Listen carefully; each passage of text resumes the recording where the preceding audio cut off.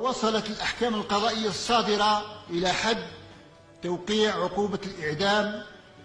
هذه العقوبة التي لم تنفذ في الجزائر منذ عهد طويل، منذ سنة 1993، إلا أنه سوف يشرع في تطبيقها مستقبلا ضد مرتكبي الجرائم الخطيرة جدا مثل جرائم اختطاف الأطفال ومروجي المخدرات داخل محيط المؤسسات التعليمية. وقد تعهد رئيس الجمهورية السيد عبد المجيد تبون بذلك خلال إشرافه على افتتاح السنة القضائية بالمحكمة العليا يوم الأحد الماضي الموافق ل 12 أكتوبر 2025. وفي نفس المسعى هذا جاءت الإصلاحات أخرى شكلت نقطة تحول بارزة، وهي الإجراءات التي تضمنها قانون الإجراءات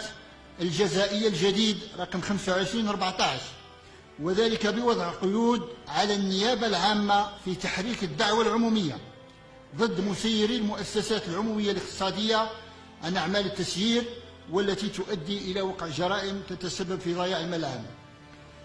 كما أن إجراءات المتابعة الجزائية ضد المنتخبين والمسؤولين المحليين أصبحت تخضع أيضا إلى إجراء استطلاع الرأي يحرر من طرف النيابة العامة ويوجه إلى السلطة الوصية على هذا المسؤول أو المنتخب. ضف إلى ذلك اعتماد قانون الإجراءات الجزائية آلية جديدة تتعلق بإرجاء المتابعة الجزائية للشخص المعنوي الخاضع للقانون الخاص والضالع أو الشريك في جريمة أو أكثر من الجرائم المنصوص عليها في أحكام المادة 106 من نفس القانون،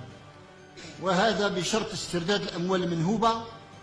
لفائدة الخزينة العمومية ووفاء الشخص المعنوي بالالتزامات المتفق عليها مع النيابة العامة.